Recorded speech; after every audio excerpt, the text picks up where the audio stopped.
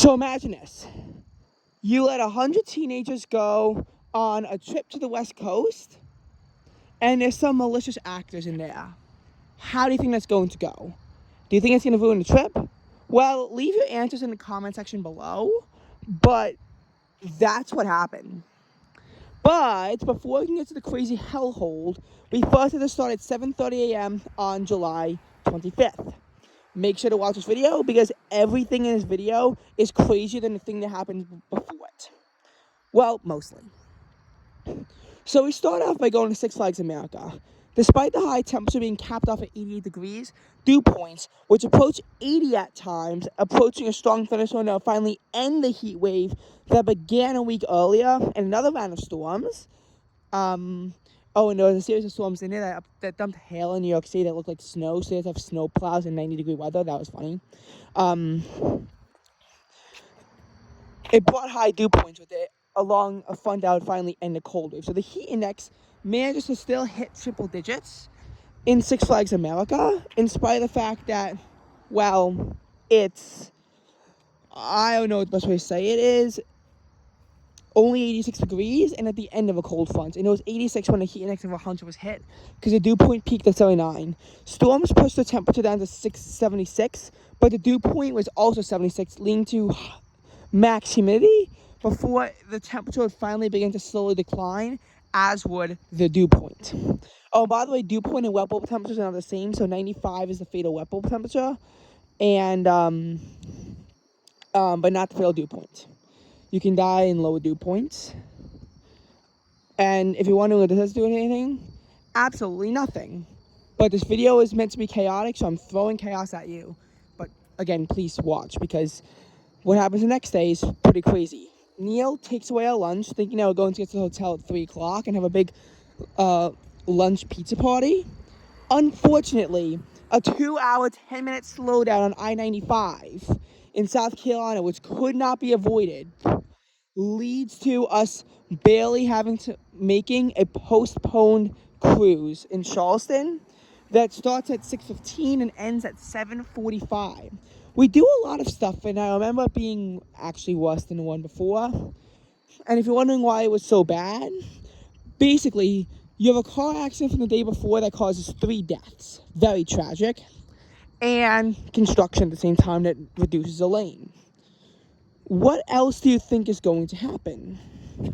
Well, pretty much the worst traffic that you're ever going to go in. We got sucked into it at 2:56 and out of it at 5:06, which was 2 hours, 10 minutes, and 15.22 seconds. I had my stopwatch running the whole time because I knew it was going to be sucky, but I thought it was only going to be 40 minutes to an hour at most, and it wound up being more than 2. Oh, and keep in mind, we didn't have anything to eat since the hotel back in Midlothian, and breakfast that day was about 8 o'clock in the morning, so it was starving. When we finally got on the cruise, we got to eat. We then had the pizza, which at that point was freezing cold at 10:30 due to a camp party from 10:15 to 11:25, and then I got hit in my crotch. So that was a pretty rough day. The 27th, we just go around Charleston, which I'm telling you, I was not impressed. And I kind of regret buying a $43 shirt from there. I should have bought it at Cowan's instead. We went down to 28. Despite it being 97 degrees with a heat index of 105, and my lips somehow getting chapped in a 69-degree dew point, it was actually still pretty fun. They have the tallest real roller coaster, in my opinion, because they consider King of the Con those like that to not be real roller coasters. On Fury 325, the 5th tallest in the world, with a 325-foot drop that races at 92 miles an hour, and a track of 2,012 meters. That's the 4th longest roller coaster, and the 6th longest roller coaster is exactly 2 kilometers. Basically, what this means is that 3 roller coasters are within 13 meters of 40 feet length of each other. And what happens is that we go to the Cowans. We can only spend 6 hours there from 12 to 6, and we can actually only hang on to park from 12:30 to 5:30 because we had to go from Charleston back to Midlothian.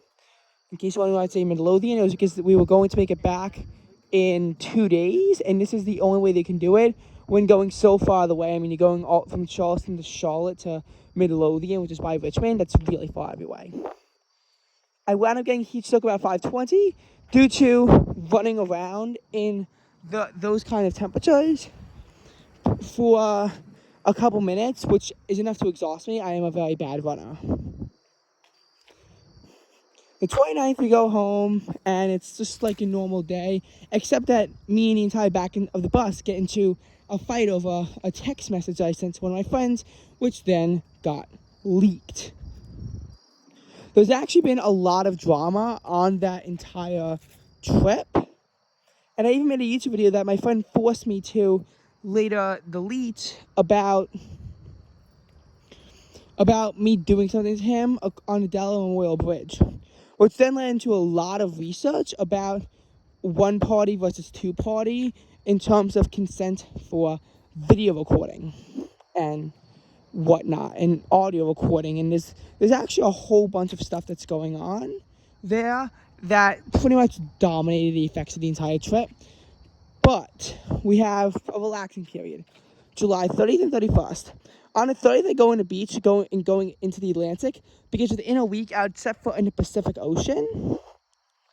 Then, the 31st, I just kind of hang around the area.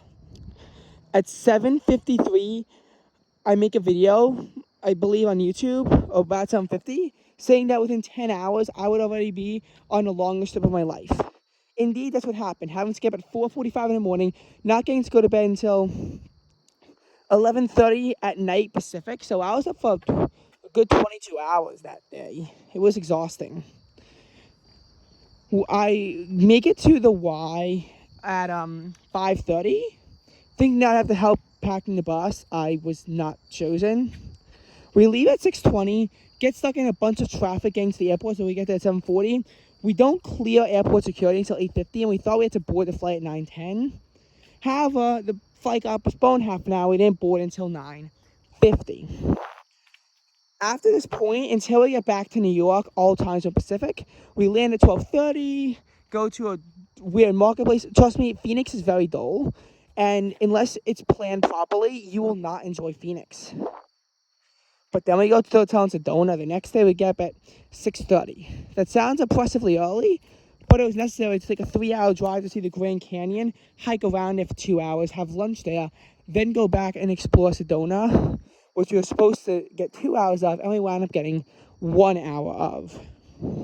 All I bought there was a magnet. Was about an actual really cool shot from the Grand Canyon. I would buy a few others when I went on my family vacation to Vermont. I would buy one there, but it got stained already. Hopefully, the stains can come out in the wash. If they can, it will be a test of time before it has the same fate as my Seattle aquarium shot, which, as we know, wound up eroding away really quickly and lasting only 3.5 months with 2-month-long breaks in the interim. So only about a month and a half of consistent wearing. And yeah, that kind of sucked. So as far as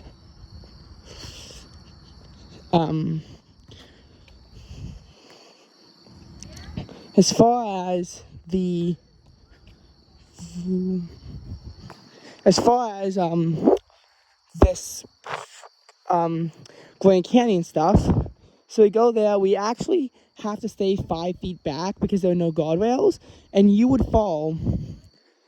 really fall to your death. Oh, and our camp director would not let us get pink Jeep tours about in Sedona because of a fear of kidnapping. But that would be our last full day in Arizona, because at 9 o'clock we get on the bus. Oh my. And we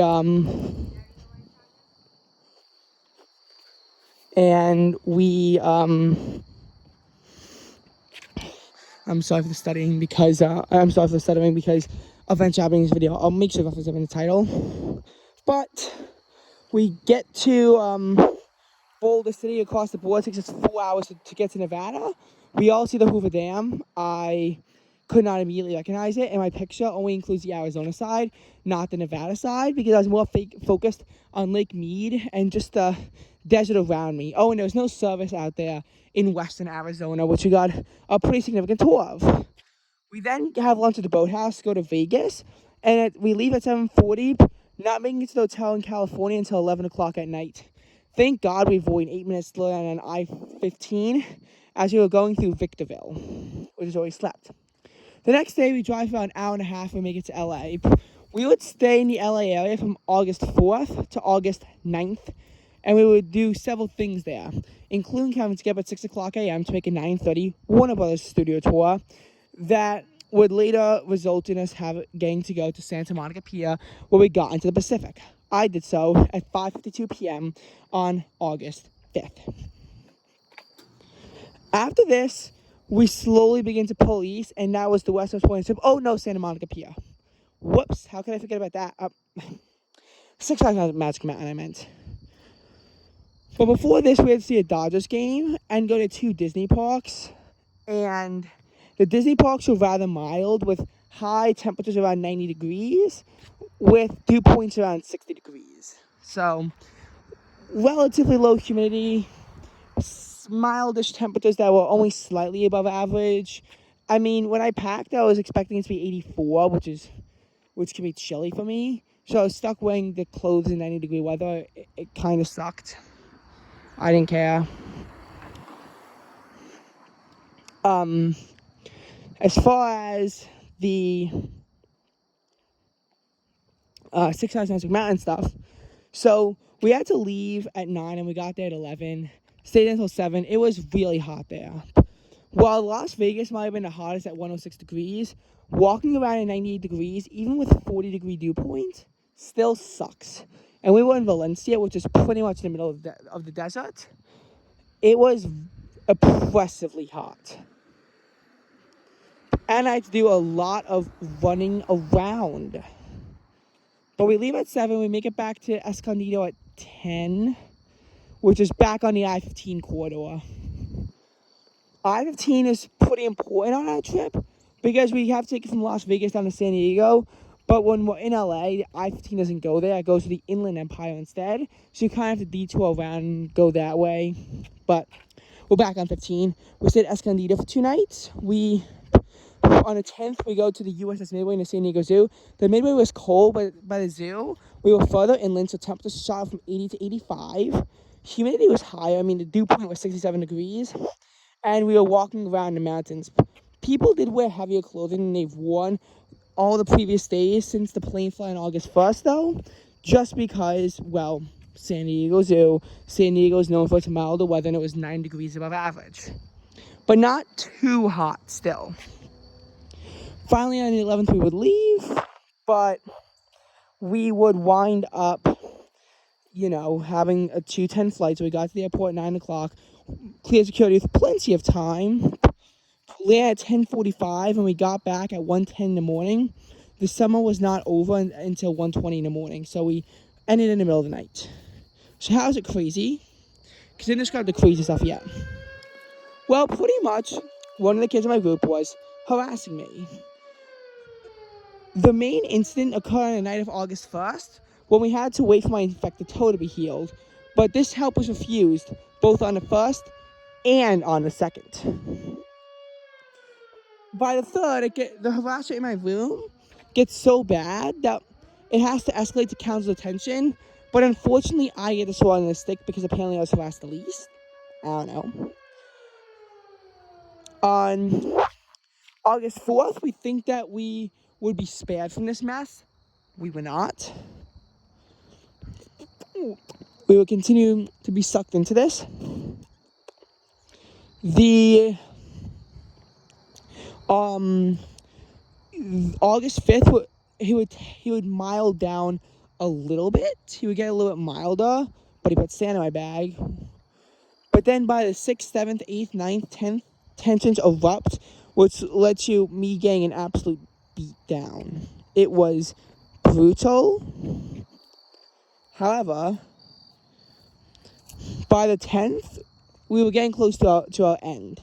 So even though at 8:12 p.m. we got a very bad jump scare that resulted in us having to push Ethan back for self-defense purposes, yes, I got to that point, we would kind of know that within 25 hours this all should be done. It was actually 26, and even though I got to avoid him on the plane, I was stuck sitting with him on the bus ride from 12:20 to 1:10, and you'd be surprised how bad New York State traffic can be, even in the middle of the night. But we also had to go up 678 to go on 495, which is going a bit out of the way. Nonetheless, that marked the conclusion of a wild, intense ride.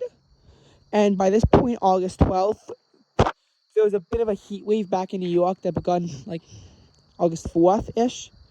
Some might even say August 2nd. August 1st was actually a bit of a cool, rainy day with a high in the upper 70s and a low in the upper 60s. So one of my friends only wore a sweatshirt. Not even on the airplane was freezing, but literally only on the first part of the first day, because it was raining and around 70 degrees and also dark. And of course, with today's low in the mid-50s, today would be the next day that he would wear a sweatshirt. And apparently I made a rude comment about it because he was being very hostile to me afterwards.